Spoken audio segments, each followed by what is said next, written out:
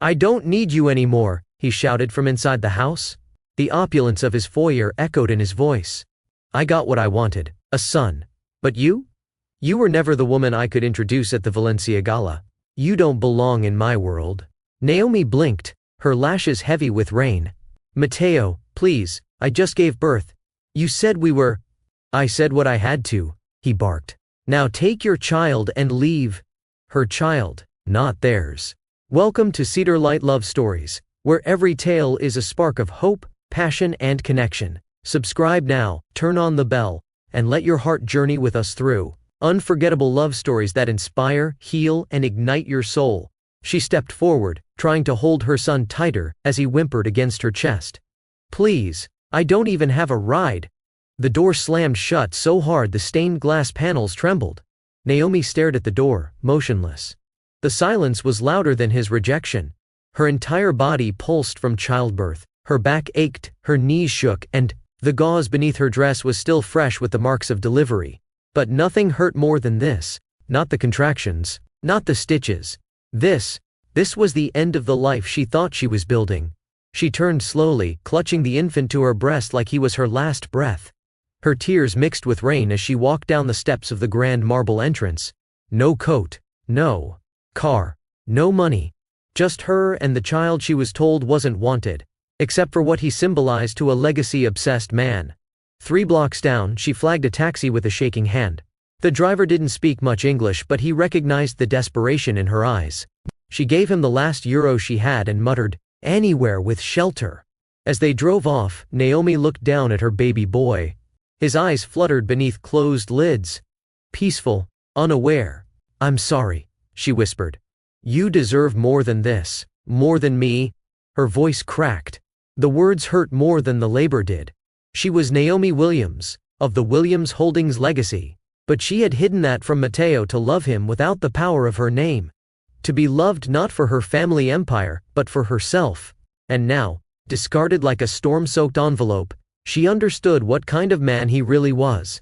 But this wasn't the end. She didn't know what was next, but she knew this wasn't the end. The rain grew heavier as the taxi disappeared into the fog-draped alleys of Valencia. And somewhere deep in her, a vow stirred: her son would never know this version of his mother again. The coastline of Alicante stretched quiet and wind-swept beneath a soft morning haze. The sea crashed lazily against the rocks, indifferent to the heartbreak washed ashore with it. Inside a modest cafe that sat perched above the beach, Felix Navarro wiped down the glass counter with a steady hand. The place had just opened for the day. The smell of ground beans and warm bread filled the air, and the radio played a soft bolero that drifted between the walls. He didn't notice her at first. But when he stepped out to set up the patio chairs, he paused. There, on the far side of the terrace bench beneath the overhang, lay a woman, curled up on one side. Soaked clothes still clinging to her skin, one arm cradling a bundled infant tight to her chest. Her shoes were off. Her head rested on her arm. And despite the discomfort of wood and iron, she looked as though she hadn't slept for days until that moment of collapse. Felix set down the chair gently and walked closer. "Señora," he said softly. She stirred, blinking awake. Her lips were dry, her hair matted with salt and rain. And when her eyes locked onto his, they weren't just afraid, they were prepared for cruelty. "I'm sorry," she blurted, sitting upright in a rush. "I didn't mean to, I just needed to rest. I'll leave right now, I swear." The baby whimpered. She pressed her hand protectively to the bundle. Felix held up both hands. "You're not in trouble. I shouldn't be here," she said, voice tight. "We didn't have anywhere else to go." He looked at her closely. Her face was pale, exhausted. She was running on fumes, and the fire had long gone out. "You're not going anywhere," Felix replied calmly. "Come inside, please. I have warm tea and dry towels upstairs." She blinked. "You don't even know my name," she whispered. "I don't need it," he said. "I just know you need a moment to breathe." Naomi hesitated. She glanced down at Isaiah, still asleep, unaware his life had just been altered again. She didn't know this man. But something in the stillness of his voice, the way he didn't stare at her with suspicion or pity, made her believe him. "I won't stay long," she said, almost to herself. Felix nodded and stepped back.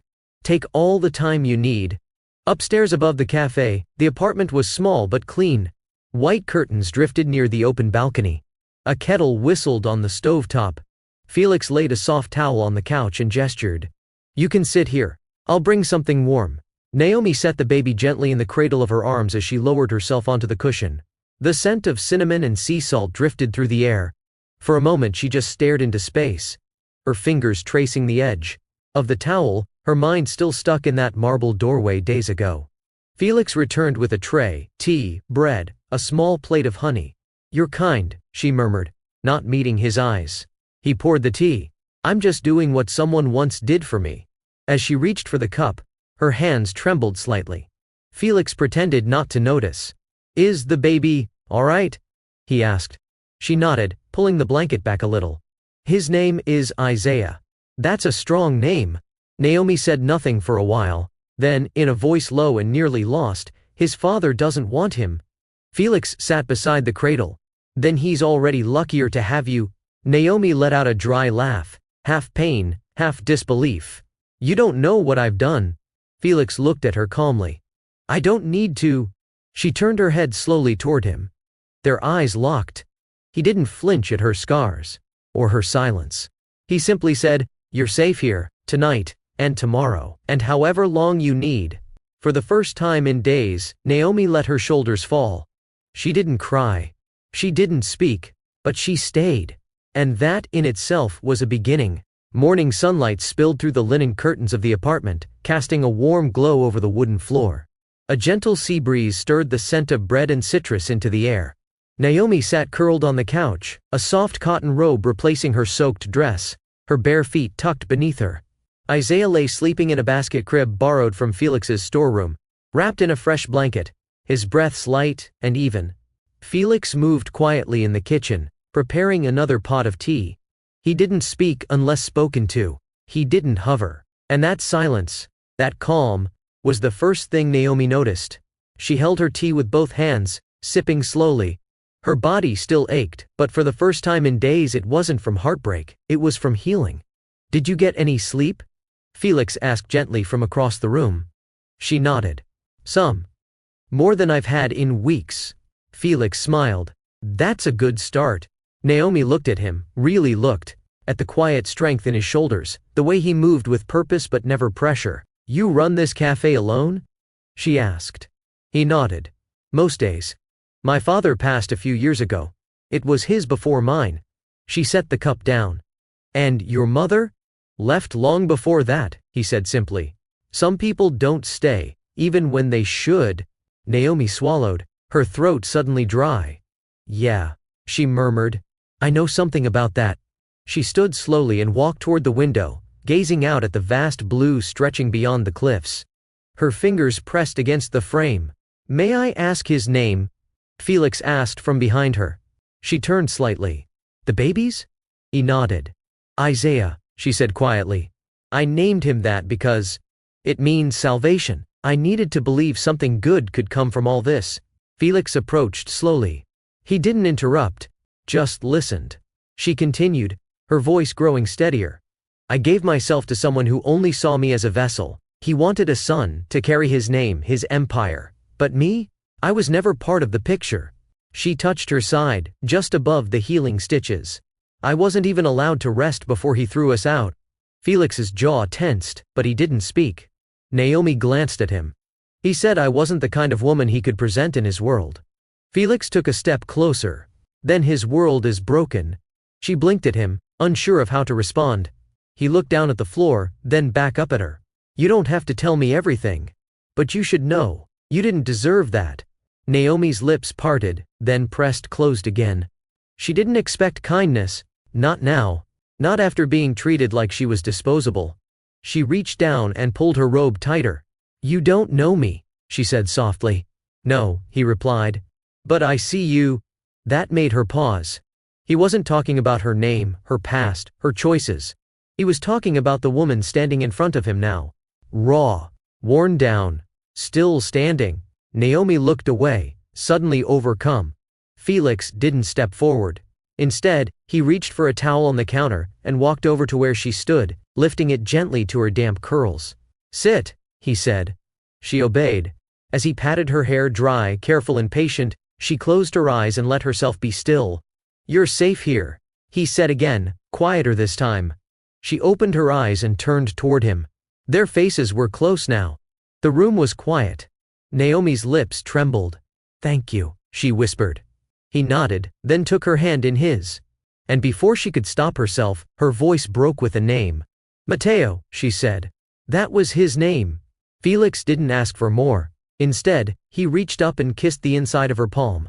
She didn't pull away. The next morning began with soft footsteps and the scent of crushed oranges. Naomi stood at the window wrapped in a linen robe, her fingers brushing the glass. Below, the coastline stretched like a memory, waves striking cliffs with a rhythm that felt almost human. She hadn't spoken much since last night. But she hadn't needed to. Felix had spoken through gestures, by quietly preparing tea, by folding fresh towels, by never asking for more than she was ready to give. Behind her, Isaiah stirred in the cradle. His tiny fingers flexed, then curled again. His face relaxed in a peace Naomi hadn't known herself in months. Felix stood in the kitchen, bare-chested, slicing oranges over a wooden board. The light hit the scar across his collarbone, a faded line, jagged and old. His brows were furrowed as he worked, the same way they had been when he wiped her tears in silence. Naomi turned to him. "Why are you doing this?" He looked up, blade paused mid-slice. "What do you mean?" "All of it. The tea, the blankets. Letting us stay." She shook her head. "You don't know me. You don't owe me anything." He set the knife down, wiped his hands, and walked over to her. "I'm doing this," he said, voice low, "because you deserve to be reminded what it feels like to be wanted, not used." Naomi held her breath. His hands hovered near her waist. "May I?" She didn't flinch. She nodded. His palms settled gently on her waist, warm and steady. "You don't have to be afraid," he said. "I'm not," she whispered. "I'm unsure." He leaned in slowly. She met him halfway. Their lips brushed, soft at first, then fuller.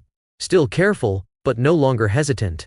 Naomi felt the sting of salt behind her eyes, not from sadness, but from something she hadn't felt in so long, being chosen without agenda.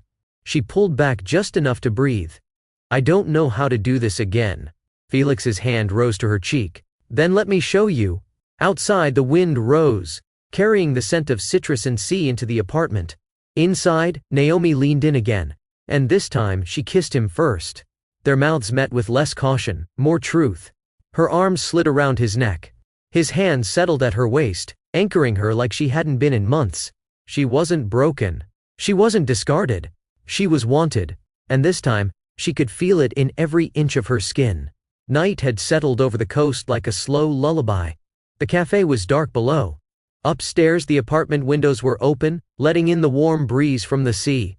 The curtains fluttered softly, brushing against the walls like whispers. Naomi stood by the crib, gently patting Isaiah's back. The baby had fed and drifted into sleep, his tiny fingers curled into fists beneath the blanket. She turned to see Felix lighting a candle on the table. The glow danced across his chest, highlighting the lean muscle and quiet strength in his frame. He didn't look at her yet, he was giving her space, even now. She stepped toward him. He looked up. She didn't speak. She didn't need to. He walked to her slowly and reached for her hands.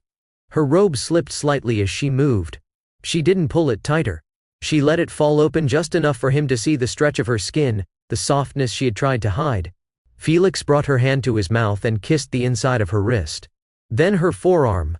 Then the side of her neck. She let out a breath, slow, shaky, but steadying. "You don't have to hide from me," he said. "I'm not the same," she murmured. "My body, it changed."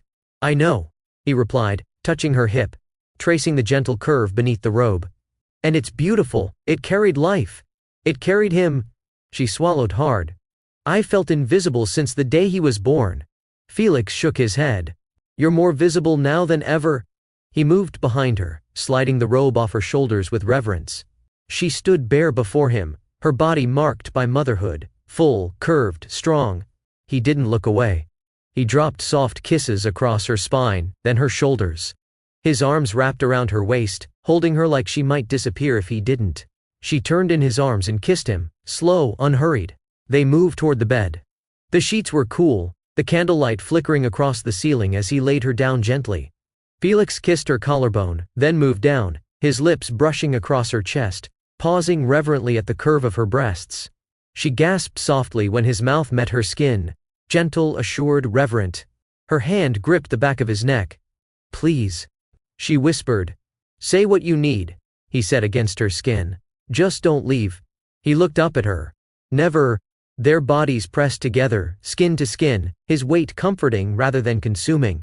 He kissed down her stomach, pausing at every stretch, every scar. "Every mark is sacred," he murmured. Naomi's eyes fluttered shut, her breath catching as his fingers explored her slowly, memorizing, not just touching. And when he finally entered her, she cried out. Not from pain, but release. They moved together, slow, deliberate, tender.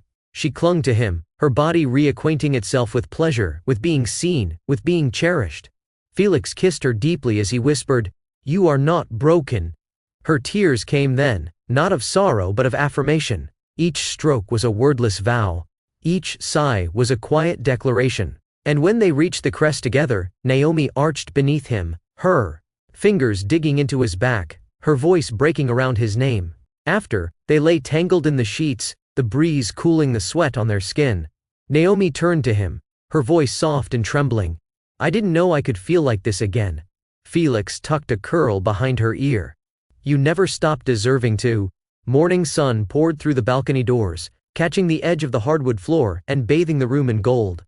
Felix stood near the shelf, wiping down the baby bottles he'd cleaned before sunrise. Isaiah was asleep in a woven bassinet, and Naomi sat cross-legged on the couch, laptop open, reading through files. She hadn't told him much about her past. He hadn't asked. But in the 2 weeks since that night, the night her body rediscovered warmth, they'd fallen into a rhythm that felt natural. Quiet. Safe. Until this moment. Felix bent to pick up a book that had fallen near the couch, but instead of the novel he expected, his eyes landed on a small navy blue booklet that had slipped out from underneath a folded jacket. A passport. His fingers paused mid-reach when he saw the name embossed in gold across the cover, Naomi Elise Williams. He froze. Williams. He turned the cover. The photo confirmed what his instincts already told him. Not just Naomi. Naomi Williams. He stood up slowly, passport still in hand. Naomi looked up from her screen. Her gaze flicked to the booklet, then to his face. She closed the laptop. "I was going to tell you," she said softly. Felix didn't speak. She exhaled. "I needed to know someone could see me, without the name, without the weight." He nodded once, slowly, his eyes never leaving hers. "You're the Naomi Williams," he said, more to himself than to her. "Williams Holdings. That's your family." "Yes." "The shipping empire. Construction, agriculture, finance." She nodded again, slower this time. "I'm not just a trust fund," she added. "I worked, earned my place. But when I met Matteo, I didn't tell him." Felix's jaw tightened. "Why?" "Because I wanted to be loved without the leverage," she replied. "I thought hiding it would protect the relationship." "And did it?" he asked. "No," she said, stepping closer. "But it showed me who he really was, and it gave me this moment, with you." Felix looked down at the passport, then back at her. "I fell in love with you," he said. "Not your name." Naomi moved slowly across the room until she stood right in front of him. "I needed to be sure someone could love me without it," she said, voice trembling. "Because it was never the money that made me worth staying." She reached for his hand and placed it on her heart. "I'm not hiding anymore. No more lies. No more shame." Felix cupped her jaw, the passport forgotten on the floor. "I don't care what name is on that paper," he said, brushing his thumb along her cheek. "You've already shown me who you are." She leaned into his touch, eyes glassy. He kissed her forehead, then her lips. No more secrets. No more hesitation. Just truth. And choice. The gates of Naomi's estate creaked open just after noon, sun high over the tiled rooftops of the countryside property. A black sports car pulled in, its engine humming with arrogance. The man who stepped out wore sunglasses too dark for daylight and a confidence that didn't belong here anymore. Matteo de la Vega. He adjusted the cuffs of his designer blazer and strode across the gravel path, shoes clicking with the rhythm of entitlement. A security guard radioed someone inside. But Naomi was already watching. From the second-floor balcony, holding Isaiah close to her chest, she descended the stairs without rushing. No panic. No fear. Just readiness. When she opened the grand doors, she didn't greet him. She didn't offer a seat. Mateo didn't seem to mind. "I want to see my son," he said. Naomi looked him over. He was as polished as ever, tailored suit, expensive watch, but still hollow in the eyes. "You mean the boy you threw out like a contract you forgot to sign?" she replied calmly. Mateo smirked. "You've done well for yourself. I underestimated you."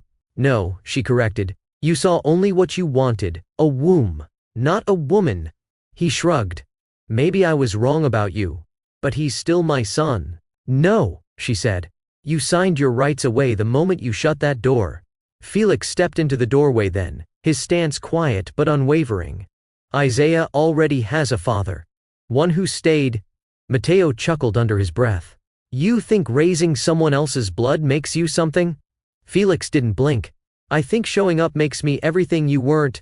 Naomi handed Isaiah to her housekeeper behind her, then stepped forward. Eyes locked on the man she once thought she'd grow old with.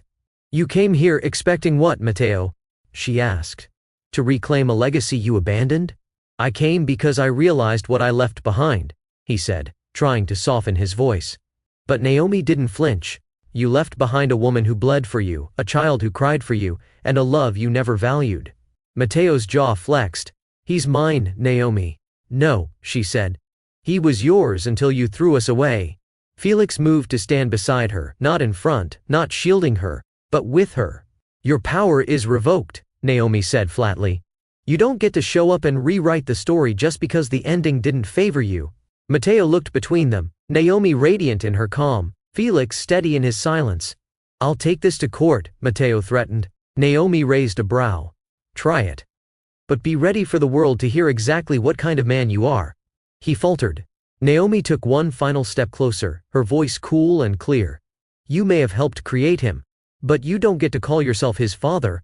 She turned away. And just like that, Mateo de la Vega, once the center of her world, was dismissed from it.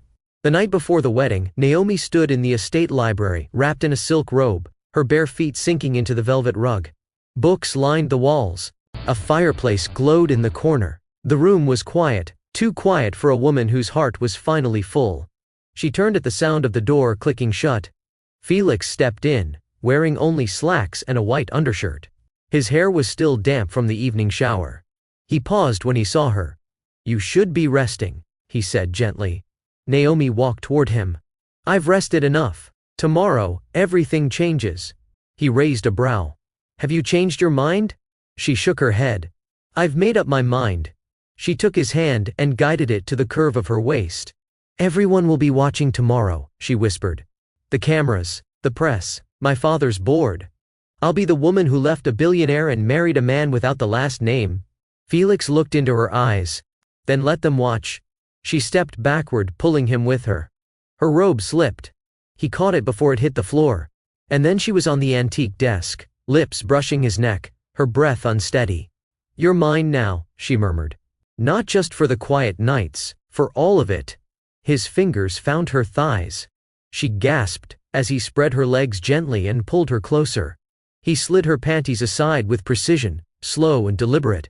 "I'm yours," she breathed against his mouth. He looked at her, every inch of her, and pushed in. Naomi arched, moaning softly as he filled her with purpose, not possession. They moved in rhythm, steady and deep, her body meeting every thrust with hunger and grace. She kissed his jaw, his shoulder, his lips. She clung to him like a woman who had reclaimed every piece of herself, and now chose to share it. And when she came, it was his name she cried. When he came, it was her name he vowed. The next day, under a canopy of white roses, Naomi stood in a soft ivory gown, Isaiah in her arms, Felix at her side. Guests watched from rows of polished wood chairs. Family, friends, staff, press. The world was paying attention now. But Naomi only saw one man. "I was thrown away like I was nothing," she said in her vows. "But love found me not in palaces or ballrooms. It found me on a bench outside a cafe, in the rain, when I had nothing but a baby and broken pride. And today, I choose the man who saw me whole before I ever did." Felix took her hand, his voice clear. I don't have your fortune. I don't carry your name. But I have a heart that will never leave the moment it gets what it wants. I will love you not as the Naomi Williams the world knows, but as the woman I found asleep on a bench, holding her world in her arms." The officiant smiled. "You may kiss." They didn't wait. They kissed as husband and wife before the words were finished. The applause came loud and long. Isaiah gurgled in the arms of Naomi's maid of honor, waving his little fist toward the sky. And beneath the bloom of new beginnings, the three of them, mother, son, and the man who chose them both, walked forward into a life not built on wealth, but on something that never loses value: love. Thank you for joining us at Cedar Light Love Stories, where every heartbeat tells a tale of passion, hope, and destiny. If today's story touched your heart, don't forget to like, share, and subscribe. Your support keeps these stories alive and spreading love across the world. Hit the notification bell so you never miss a moment of magic, because the next story could be the one your heart's been waiting for.